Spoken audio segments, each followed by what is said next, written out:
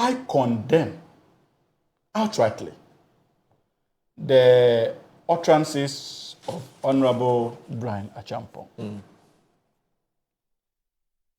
You may be engaged in an intellectual discourse, but when it comes more to politicians, we must be mindful of the audience we are speaking to. It's very important. It's very, very important. You may consider that exercise as an intellectual one, but the audience you are dealing with may approach it differently. And that is why issues of religion and tribe appear sensitive in our political discourse, especially coming from leaders like them. You never know the misinterpretation that is likely to characterize such statements.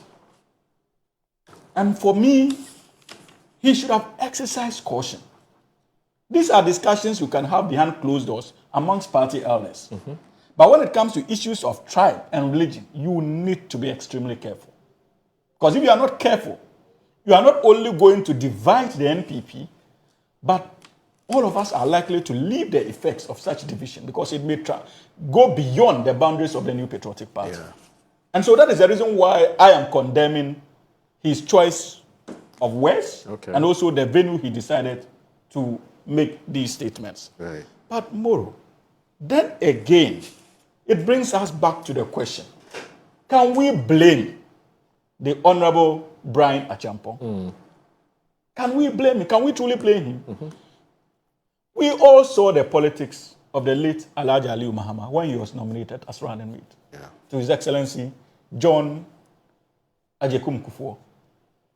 Ali Mahama did not go on a religious or tribal tangent as far as the 2000 campaigns were concerned. He discharged himself creditably as a statesman. And at the back of that, the New Patriotic Party won the elections with Ali Mahama as running mate, as sitting vice president subsequently. Indeed, we never heard about analogy between the Holy Quran and the Holy Bible at the time Ali Mahama was vice president. That language found its way into our democratic space when Dr. Mahmoud Bawumia was first nominated as running mate to His Excellency Nana Addo Dankwa Akufo-Addo. Is that not a fact? Where he said that there was a need for those of us in the Muslim communities to give him our mandate so that the Holy Quran would also be represented at the Jubilee House. These were the words of Dr. Mahmoud Bawumia. And those of us in the National Democratic Congress then raised the alarm bells. We said, look, this is a dangerous path to tread on. And there's a reason why majority of Muslims in Ghana identify with the National Democratic Congress. Because when it comes to religious politics, I can say with all strength within me, Moro, that Muslims have so far discharged themselves creditably well, and their choices are not hinged on religious considerations. If we're going to be following religious considerations, you know how our voting pattern would have been. But unfortunately, Dr. Mahmoud Bawumia introduced that vocabulary into our democratic space. And those of us in the NDC cautioned against it. He did not listen to us. Fast forward. After they won the 2016 general elections, he did not stop these comparisons. Indeed, there's a video, I'm told it has been forwarded to you, where in United States of America, he made a section of the Ghanaian Muslim community and were telling them to vote for him because he's a Muslim so that he could effectively represent Islam at the Jubilee House. Dangerous remarks. But Hamza, is there anything wrong with identity politics? Look, you see, ordinarily there shouldn't be anything wrong with it. But when the same politics is being played, because these were the comments of Dr. Mahmoud Bawumia. Right.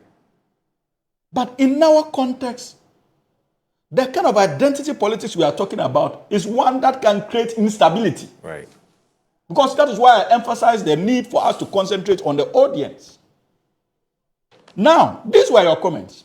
Dr. Mahmoud Bawumia went to, in the just ended election, in Dakwa. he went to the Yana and said that we should vote for we should consider voting for him because he is a son, Moli Dagomba's son, trying to annihilate His Excellency John Dramani Mahama from the northern region. You understand the point I'm making? That kind of dangerous identity politics was being done by His Excellency Dr. Mahmoud Bawumia. We raised issues with it. They did not listen to us. So if you went to the same delegates within the New Patriotic Party and you assured them that you have what it takes to bring Muslims and Northerners onto the New Patriotic Party if they give you their mandate, and they actually proceed to give you their mandate and you are unable to do that, the likes of Honorable Brian Achampong are clothed with the democratic right to question why you failed in that promise. And if they do so, they are not wrong. And that's why I have an issue only with the audience where he chose to engage in that intellectual discourse. Because these were the promises His Excellency Dr. Mahmoud Bawumia made. And any watcher of our political space would be interested in actually ascertaining whether indeed he lived up to that expectation or not. Today, Dr. Mahmoud Bawumia is giving us a history of the voting pattern of those in the northern region. Why, in his estimation, is he trying to tell us that he didn't know why the MPP elect chose him as running mate? So if the MPP since 1965 realized that this was the challenge they had as far as the northern zones are concerned and decided to come for you, what did you do to close that gap? The party is clothed with the democratic right to ask what you brought on board as far as resolving that crisis is concerned.